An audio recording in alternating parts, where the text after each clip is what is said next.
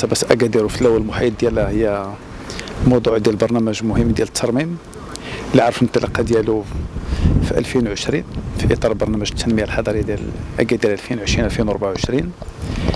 الفضاءات الخارجيه تم فتحها للعموم في يوليوز 2022 موازاه مع انطلاق مشروع ديال التليفريك. من ذاك الوقت والاشغال داخل القصبه في المراحل الاخيره ديالها، مجالات اللي خارج القصبه حتى فيها بعض التدخلات ديال الفينيسيون في الاخير، ولكن هذه المرحله كانت كافيه باش هاد الزوار حتى هما يعطونا ملاحظات ديالهم ونشوفوا حتى الاشكاليات اللي كاينين باش نعالجوهم ان شاء الله في اطار مادام حنا مازالين هنا في الموقع، وباش ان شاء الله الافتتاح التام يكون شامل، يكون واخد بعين الاعتبار جميع الاراء. وكما لاحظتوا اليوم بان كانت زياره ديال وفد من السفراء الاتحاد الاوروبي، وكانت زيارات اخرى ديال شخصيات اللي حتى كل واحد كيعطينا الاراء ديالو، وكنتمنوا الله بان هذا الموقع يكون يمثل واحد القيمه مضافه بالنسبه للسياحه الثقافيه ديال مدينه اكادير وديال الجهات السوسماسه بصفه عامه.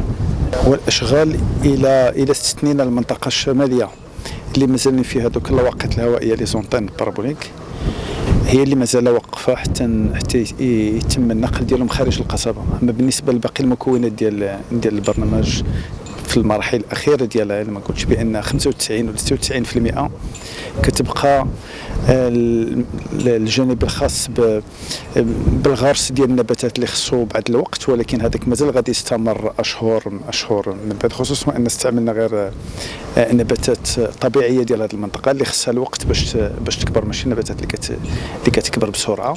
اذا بالنسبه للافتتاح كما قلت بافتتاح المجالات الخارجيه راه تفتحات تقريبا السنه هذه. بالنسبه للداخل نتمنى الله بان في هذا الصيف الجاي تقدر تفتح. وبالنسبه للمطاعم كاين جوج ديال المحلات اللي غادي تستعمل كمطاعم.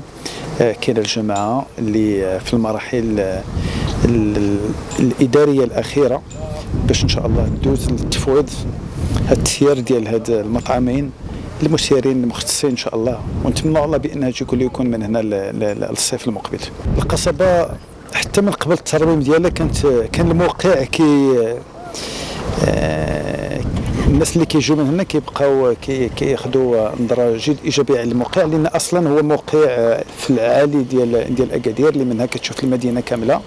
ولكن دابا مع هذه الاشغال ديال الترميم ديال القصبه كما قلت بان هذا منتوج ثقافي سياحي اضافي اللي الكل الحمد لله كيجمع الاهميه ديالو والاهميه ديال المكونات ديالو. واذا كانوا ملاحظات كتكون ملاحظات اللي غاديه في اطار ديال التحسين والتجويد ديال هذه المكونات اللي ديجا كاينين. بالنسبه للزياره الخارجيه بطبيعه الحال مفتوحه للعموم.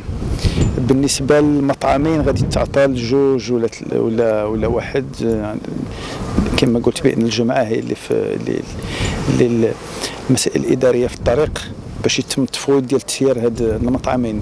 بالنسبه للزياره الداخليه غادي تكون بالتعرفه اللي ان فيها زياره ديال المنطقه الداخليه ديال القصبه، ولكن فيها حتى المعلومه اللي غادي تكون اما مباشره عن طريق واحد لو جيد فيزيك ولا في دي زوديو جيد اللي الواحد يقدر ياخذهم في الدخله ديال القصبه باش هو كيتجول الداخل كيسمع التاريخ ديال القصبه واهم المناطق اللي عندها واحد الميزه خاصيه الداخل ديال القصبه، واما باستعمال سمارت فون. بطبيعه الحال التعرفه غادي تراعي المواطن الاكاديري والمواطن المغربي بصفه عامه مقارنه مع التعرفه اللي غادي تطبق بالنسبه للسائح اللي جاي من خارج الوطن.